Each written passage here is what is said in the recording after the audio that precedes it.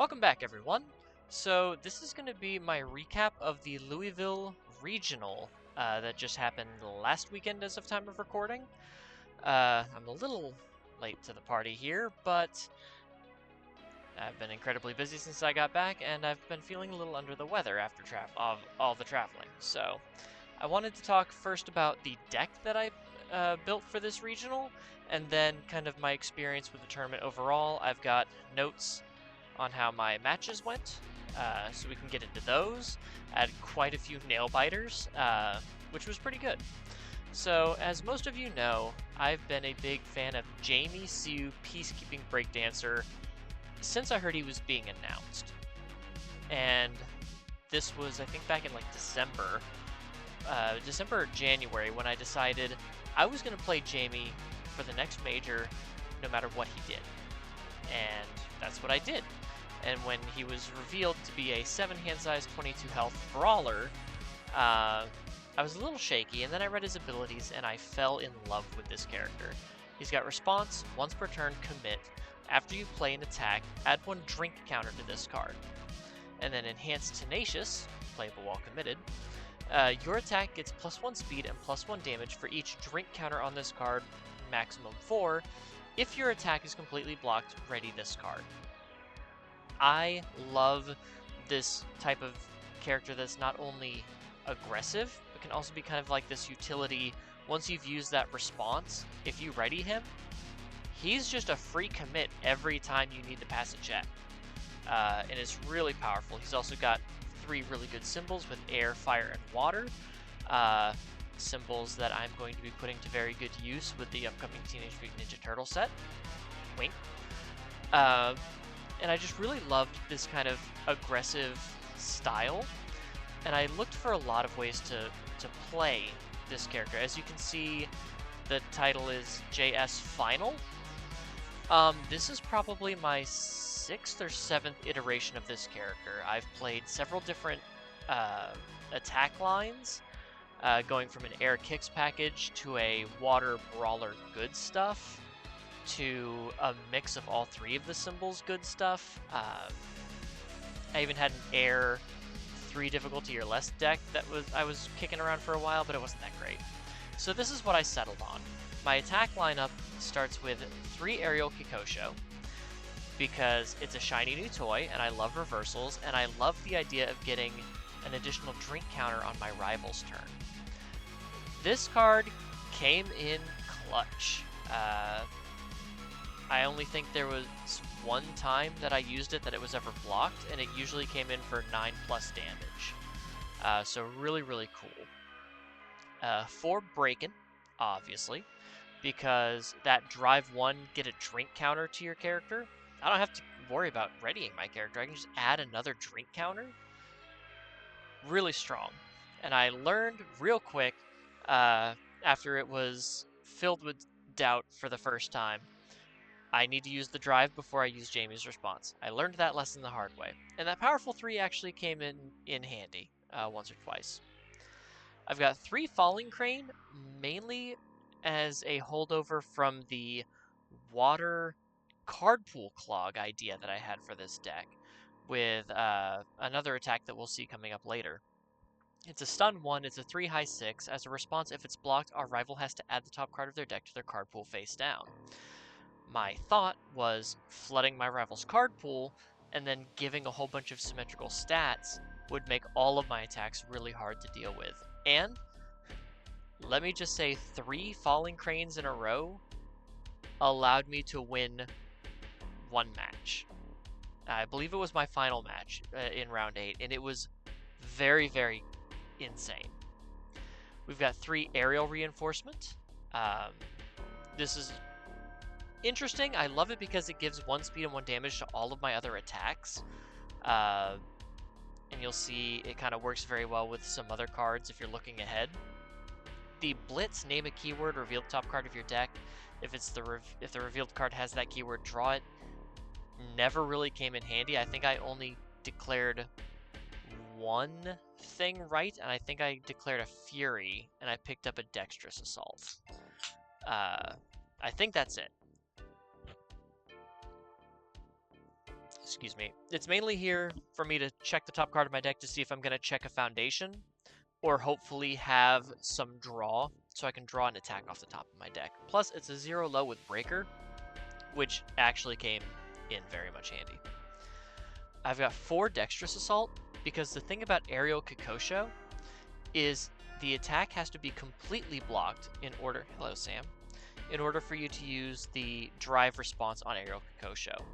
And Dexterous Assault, when played as a block, is allowed to change its block zone. It is a +1 any block zone, which is really powerful. It's also a 4 mid-7 that, on play as an attack, can change its attack zone. So it's a very versatile card.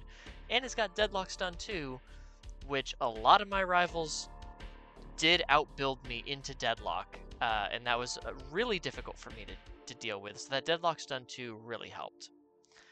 We have Amatsu Izanami, which is a 4 mid 8. It's a 6 diff, so it got sided out more often than not. But this was also part of the water card pool clog version of the deck. Just as an enhance, my rival adds the top card of their deck to their card pool face down, force them to really deal with a lot more offensive pressure. You know, 4 mid 8's nothing to sneeze at. It's coming in minimum 5 mid 9 if I have 1 drink counter. And with 1 card in your card pool, that's basically a 6 mid 9. And then all my other attacks get that additional speed because of that card in your card pool. Very dangerous. I love the +1 low block. It was kind of also in Brawler Good Stuff as a 1 or a 2 of because it has punch, and Brawler Good Stuff is really punch, kick, slam based. But yeah, a holdover from the water card pool clog mainly, and it really helped as a good opener when I could see it. Usually I didn't see it. I think I only played it once or twice in the entire tournament, and that's the only time I saw it in my hand. And then lastly, Vast Hybrid Chimera Kraken, rounding out my attack lineup. It's a 4 high 6. If it goes to my momentum, it goes face up, which can give +2 speed once per turn. And it's good asset. It commits and freezes a foundation, which can really help lock my opponent down. And committing 1 rival asset can help with cards like Item Box and Cape of No Return.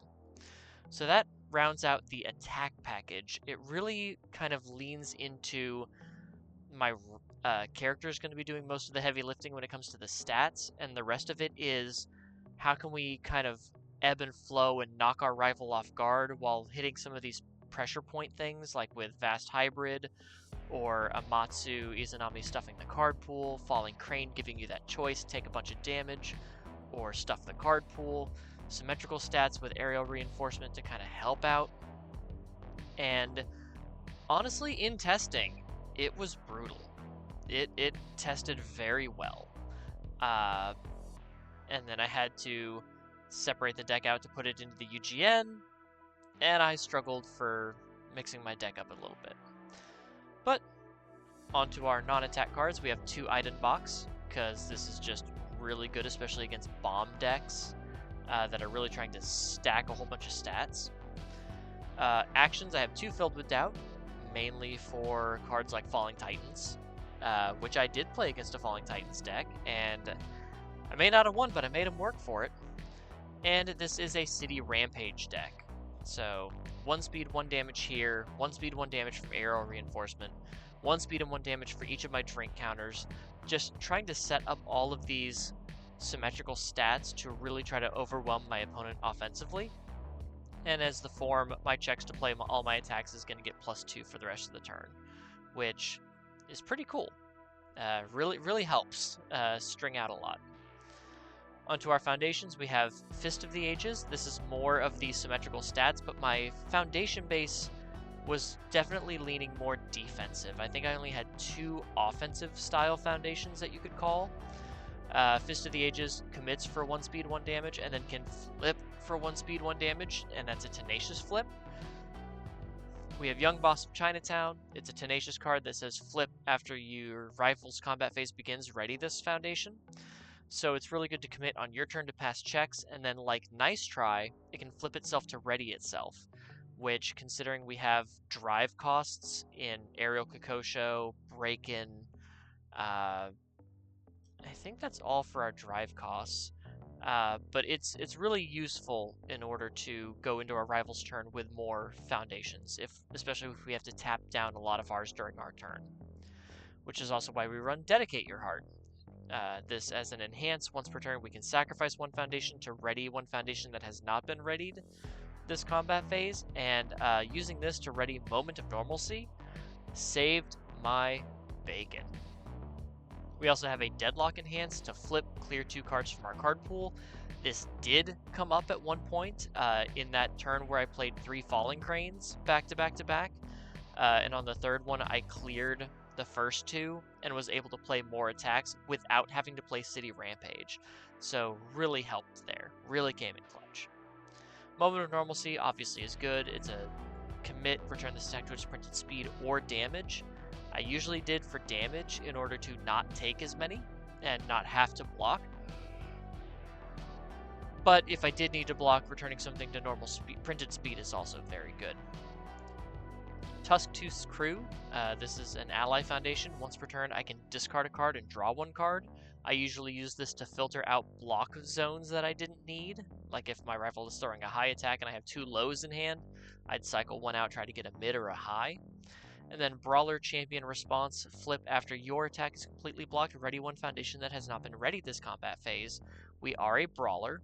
So this is another good way to, if our final attack is blocked or we just need a few more ready foundations and we've already used the draw, we can ready up some more foundations, try to dig a little bit deeper if needed, or we can go into our rival's turn with even more ready resources. Probably the best speed hate in the deck though, Run Idiot. Commit, this attack gets -2 speed, and if you completely block this attack, gain 1 health. This card alone kept me alive so much because it just allowed me to gain just a little bit, just enough to mess with my rival's math so they couldn't kill me on a kill turn, especially if I readied it with Dedicate Your Heart to slow another attack down, gain a little bit more health. It helped a lot. But just like Dexterous Assault, we have 4th Wielder Danger Sense. As a response, we can commit 1 foundation. Before we make a check to play this card as a block, we change the attack zone to mid, so it will completely block the attack. So we have, in essence, 4 foundations and 4 attacks that can guarantee completely block any card. So 8 cards that can perfect block anything. That means that our block zones here kind of just says our rival's attack zones have actually 4 extra mids, and then we have 4 extra highs and 4 extra lows because of how Dexterous Assault and 4th Wielder Danger Sense work. We can also flip it for -2 speed if we have to build it in early, but this card really helped. I tried to build Jamie to be very defensive, and I think that threw off a lot of my rivals. I think a lot of them expected Jamie to be this rush down aggro character, especially when they saw like a City Rampage checked. But when I would play such defensive abilities like Dexterous Assault, 4th Wielder to completely block and wall out 2 or 3 turns in a row, I think it knocked my rivals off balance, and I was able to kind of take the flow of the game from there. That's always kind of been my strong suit. I like playing off the back foot. The back foot's my strong foot. So being able to play from a defensive posture, force you to overextend or miscalculate, and then take advantage of that, especially if I can throw in an aerial Kokosho to really jog your defenses and be like, cool, you want to take 10 damage? No? Then your attack string's probably coming to an end here. And that's kind of why I like aerial Kokosho. I'm either going to get a good chunk of damage in, or I'm going to make sure I survive another turn. Because I can always try to push it to a decently threatening level. More defense. Mikasa defeats the female Titan. Response flip after you block an attack. That attack deals no damage. And considering we've got cards that can change their attack zones, the block zones, we're just not taking damage. History's Greatest Monster. Response once per turn. Tenacious. After we play a printed difficulty 5 or greater card, we get to ready it. And as a deadlock enhance, we commit to give our attack throw. While my rivals did go into deadlock, I was never able to give something throw because I was just able to usually string out. We have Monsters Aggression. Destroy a foundation. Your attack with a printed difficulty 5 or greater gets 1 speed, 1 damage. More of those symmetrical stats that we're trying to stack onto all of our attacks. Faith Shield, another powerful defensive piece. Remove after we block with this card. We flip that attack and it deals no damage. So this was another key piece against cards like Falling Titan or against Echo attacks. A lot of these attacks that we're trying to do a lot of big damage against throws, because I am a squishy 7-hander. Throws are scary. So against characters like Byakko that throw big damage on throw attacks, Faith Shield is really good. We have Cheerleader. As a response, I can remove it and spend a momentum after an attack is played. It gains Flash. If my rivals have a lot of key enhances they want to play, like a Peak or I'm sure I have some other people in here that really loved their enhanced step, giving their attack Flash so it skips the enhanced step and I can just go straight to a block, especially with a Dexterous Assault before they can manipulate speed, can really come in clutch. Fast Friendship flips for -2 speed, or if I have more face downs than my rival, -3 speed, pretty good. Syndicate targets a 6 check and a very good low block. And then I threw an Elegance and Beauty just for more speed hate. I needed more low blocks. It's a 1 difficulty. It commits for -2 speed. Really good card here. Onto the sideboard, I had 3 Unyielding Destruction, because I didn't own 4 until I pulled 1 at the event. But Blitz, each player chooses 4 foundations in their stage and sacrifices the rest.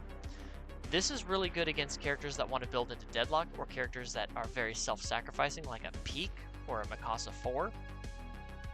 And being able to City Rampage into an Unyielding Destruction, especially if I have an History's Greatest Monster, I don't need to worry about only having 4 foundations if I've got +2 to my checks.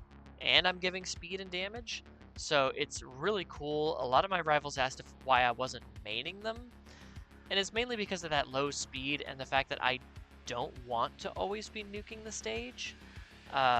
If I geared it more towards that, maybe, but it was mainly in here just to help me with people who tried to outbuild me. Because, as some of my rivals figured out, if you just sit there and build to 12, 13, 15 foundations, I don't have a lot of deadlock threats. So you can just build until you can deal with all of my speed. So Unyielding would come in to help level that playing field. For my backup-centric opponents, I had Activate the Coordinate. It's a Blitz. Each rival backup loses 2 stamina. So this is good for a lot of the ones trying to build Jaegerist followers, because they only have 2 stamina. And if they have to pay for their abilities, they do a lot of the spam ones that have like 3 health or 3 stamina, but they have to lose 1 in order to use their ability. This was just a great way to KO a whole bunch of backups at once. Mainly to deal with cards like 9 Titans from throughout the ages, because with Hanji 1 I'm not able to attack it. So if I can bait them into using some of their abilities, I can take it out with the Activate the Coordinate. I've got 2 last second dodge for more speed hate and throw hate, especially if it's speed hate that I don't have to commit, which is really helpful. And then lastly, Broken Psyche, again for those big bomb decks, and being able to flip and spend a momentum to change an attack's damage to 2. I don't have a lot of momentum outs in this deck. I have the drive on Breakin' and the drive on Aerial Kokosho. And then I think I have Cheerleader. And that's it. So Broken Psyche would come in if I needed a little bit more momentum outs and I needed more damage reduction to try to clutch some key survivals. So round 1. I'm going to get into my rounds. Forgive me if I don't say like full names, because I just jotted these down based on what was on the UGN. So round 1 I played against Ryan, and they were playing a Peak deck, which was one of the main decks I was terrified of in this format, because none of my locals really built like a competitive Peak. We don't have all the pieces for it. So I didn't know, other than Sided and Yielding Destructions and pray you can overwhelm them. It looks like this was a 2-0 win for me, but it was very tight. Game 1, my rival left me at 1 health because of a miscalculation. I think because of the run idiot gaining me that 1 health, and that was really tight. And then game 2 was a little bit more in my favor, I think again because of the Unyielding Destructions, being able to control the stages a lot easier. Round 2, I faced John, playing Hanji 1. This was a 2-1 victory for John. Game 1 was not even close. I didn't do a single point of damage to them. Game 2, I did get lucky because I was able to stop 3 out of 4 Falling Titans with Faith Shield, with Filled with Doubt, and just being able to play a lot of really good defense. I was able to bust through a lot of their defense with their backups using Activate the Coordinate. And then it looks like game 3 also wasn't close. It looks like I got 2-shot. I got hit for 12 and then hit for 10. But again, I do remember playing a lot of defense, trying to prevent a lot of damage, and it just wasn't enough. Hanji 1 with 9 Titans is really, really hard to get around. So that was a loss. Match 3 was against Chris L, playing Jester 1, which I thought was really cool. This actually ended in a draw. Game 1 was very long fought, and I was able to it looks like I was able to clutch it out decently. Game 2 was very back and forth. And again, I was able to heal myself a lot with Run Idiot, it looks like, but he was able to take game 2 off of me. In game 3, time was called on John's second turn, and because John went second, that was the end of the game because he couldn't kill me. But I was able to block with a Dexterous Assault, play Aerial Kokosho for 9 damage, and then block with another Dexterous Assault, reversal with another Aerial Kokosho for an additional 9 damage, on top of 6 damage I had done on my first turn. I think I hit with a Vast Hybrid or a Falling Crane, something like that. And I was able to I dropped him to 7 on his second turn, and he was only able to drop me down to 10 health. If I had had one more turn, I think I could have won, but it ended in a tie. We ran out of time. C'est la vie. Round 4 was against Danny, playing Annie 2. Annie, the backup one. Game 1 wasn't close. I was not able to deal any damage. And then game 2 was closer. I was able to get him down to 8. But man, fighting through +5 and -5 damage between Annie, the transformed side, and Theo Martin, or whatever the backup is for Annie, is really tough. I found out Jamie has a hard time. All the stats I can put on, if you're giving me -5, -6 damage each attack, that's really hard to deal with. So I unfortunately lost round 4. Round 5, I played against Mike E, playing Pony. And this was another matchup I was really afraid of because Pony is such an aggressive, fast deck. I didn't know if I was going to be able to deal with Pony with only 1 turn of setup. Sure enough, not even close. Mike E whopped me down from full to 0 on their second turn, going first. There was nothing I could do. Then I went first, game 2, and it was very tight, but it looks like I clutched that one out. It was like 11-5 before I delivered the final blow. And then I'm trying to remember all of how these went, but obviously my notes are kind of just math. Game 3, I was able to play very hard defense, it looks like, and I was able to clutch a victory against Pony. So 2 of the 3 main meta threats I was worried about, I was able to beat. But Hanji just having all of the damage reduction really, really hurt. Then I played against, Rodan. I played against Larry in round 6?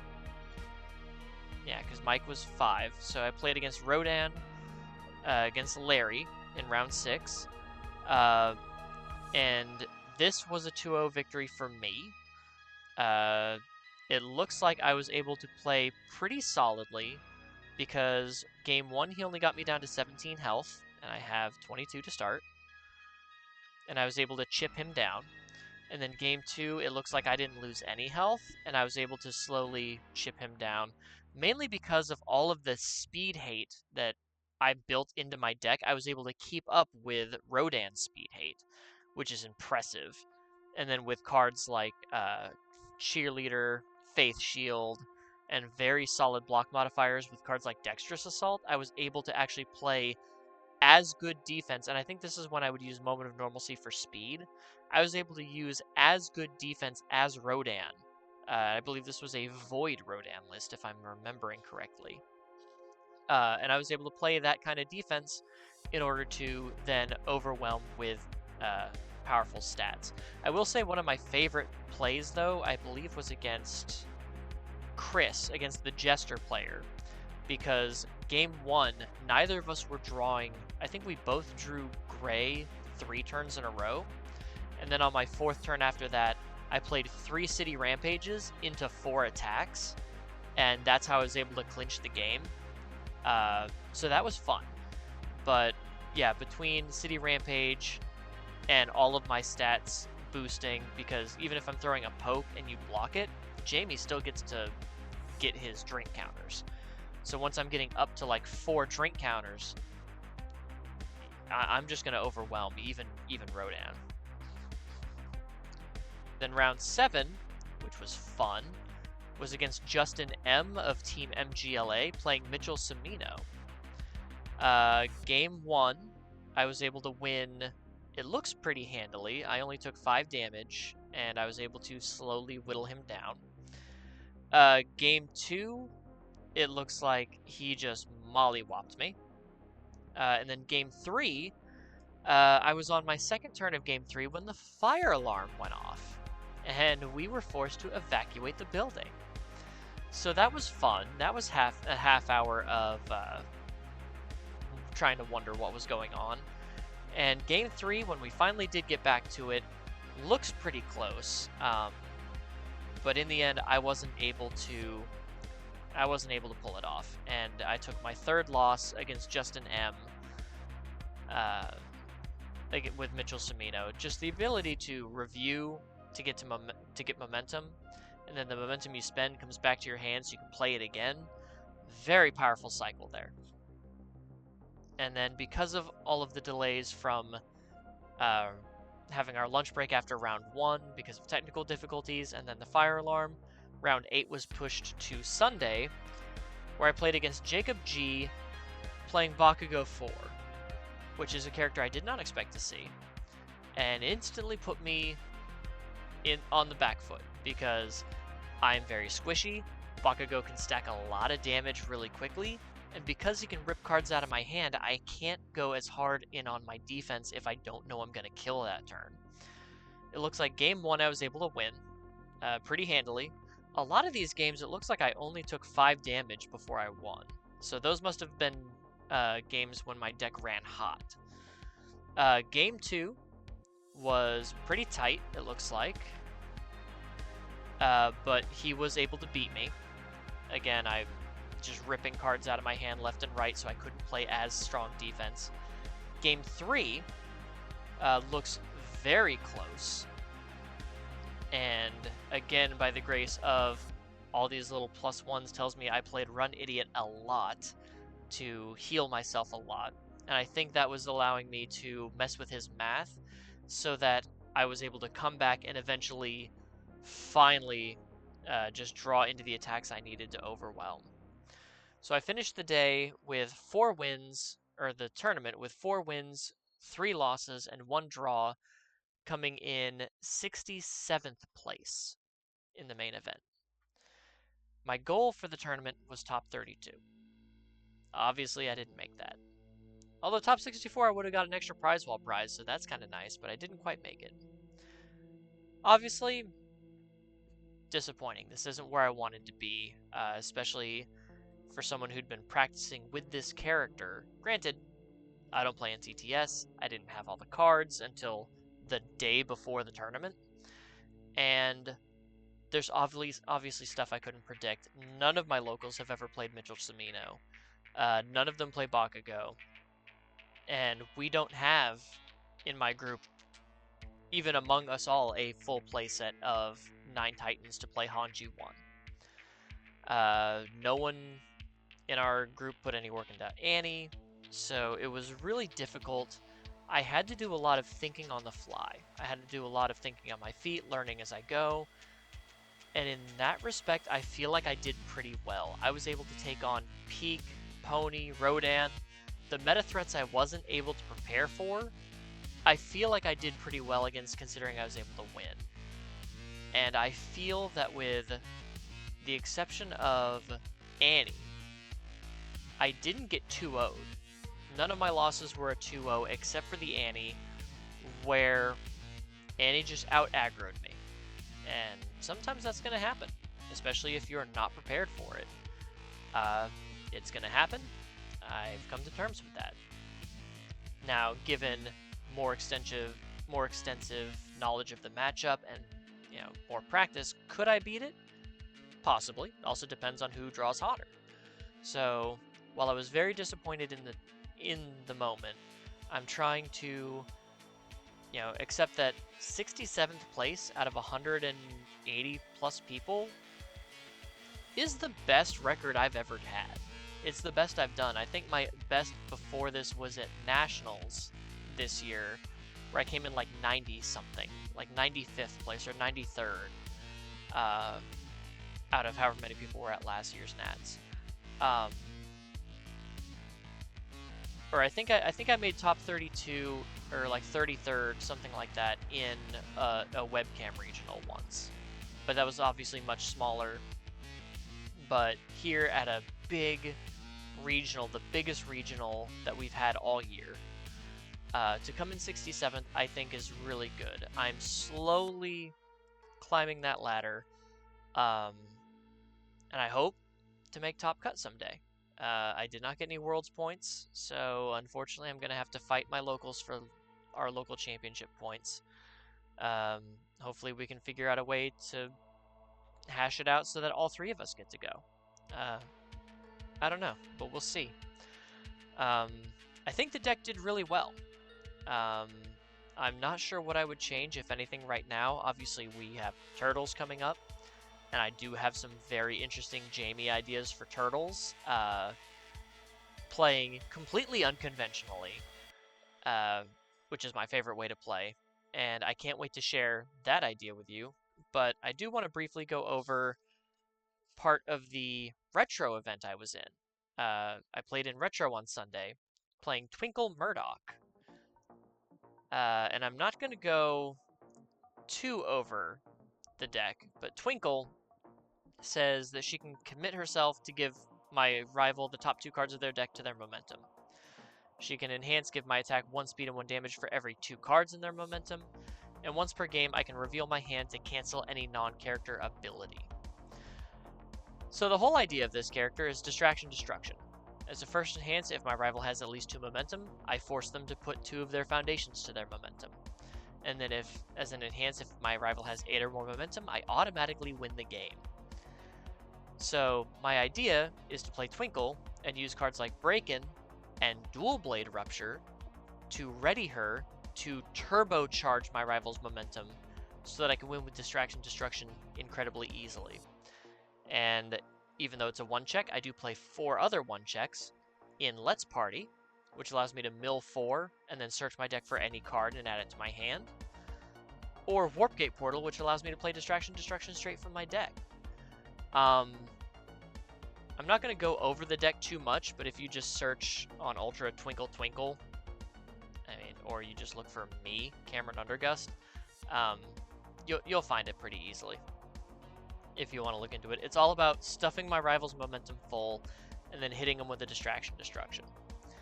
Round 1 in Rochester Retro, I played against Jamie S. playing Mitsurugi 2, which is a scary deck that can go, holy crap, fast. And I was able to win with Distraction Destruction 2 out of the 3 games. I did lose game 2 because he just got his combos off and was throwing 4 damage on everything. But in both games that I won, I used Distraction Destruction to basically debuild him to 0 foundations between Distraction Destruction and Unmet Demands. I was able to stuff his entire stage into his momentum and then win. And he hilariously said that he hoped both of my pillows would be warm and my bed would be moist. Because it was just that gross of a strategy. And even Sean himself, head of Rochester CCG, called me a scumbag. He said that he was one of the first people to top with Twinkle Murdoch when she became released for the first time way back when. So he said, from one scumbag to another, you, sir, are a scumbag. So I take pride in that. That was fun. Then I played against a Scorpion deck run by Ben H. And this wasn't even close. He 2-0'd me pretty hard because Scorpion just runs a lot faster than Twinkle. And then I played against John B in round 3 playing Rando, who is a character that loves having momentum. So that was just an unwinnable matchup for me no matter what, except I almost won with Distraction Destruction if I hadn't checked the 1 when playing my second Distraction Destruction in a turn.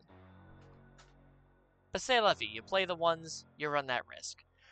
And unfortunately, we did have 3 more rounds of Rochester Retro that day, but I was feeling very worn out. It was a very long day Saturday. I had 2 days of travel. And unless I have someone to really anchor me, someone I can hang around a lot, I get drained in social settings very easily, hence Hermit. So while it's true that I could float around and, chat with like Keenan Meadows or Tim Keefe or Chris Smith or some of the UVS Games guys, just floating around chatting every now and then wasn't helping like ground me. So I was getting really, I wouldn't say overwhelmed, but I was getting very tired.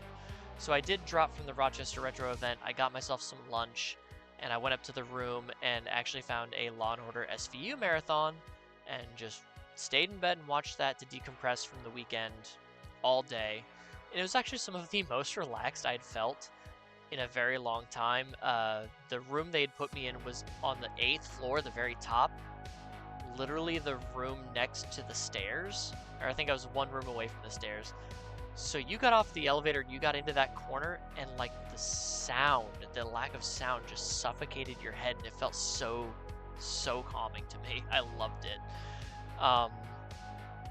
And aside from having a bunch of children running around because there was a youth basketball tournament going on at the stadium next door, the hotel was really nice. The event was run well. Thank you to Rochester CCG for helping run the event, except for some minor technical hiccups, and then of course the fire alarm, which is nobody's fault. But yeah, I just wanted to get my thoughts down on Louisville. I did not do as well as I'd hoped. That's disappointing, but I did learn a lot. I tried to learn at least 1 new thing from each of my losses and find out where I could either improve the deck or improve myself as a player. Because I think that that's the best mindset you can have going into something, a big regional like this, is to know that you're not going to win every round, and to at least take away some valuable information from your losses so that they're not total losses. I hope I get to make it to Worlds. That's going to depend greatly on how the last few local store championships go. because I really don't want to bully my locals out of the chance to go to Worlds. And I think if push came to shove, if it came down to me going and one of them not being able to go, but the other one could, I'd probably opt to let them have it so they could go. I've been to a couple of Worlds tournaments myself already, and who knows if I'd even be able to afford it come whenever it is. So who knows? That's not for tonight's thoughts. I just wanted to show off the deck for Jamie, show off a little bit of the Twinkle, and kind of just give my thoughts. I think the event went well. There's obviously much more I can learn, and starting tomorrow, I will be filming and then releasing the Day 0 builds for the Teenage Mutant Ninja Turtles set. So if you're not already subscribed and you've made it to this point in the video, please subscribe, and I will see you guys in the next one. Until then, take care, guys.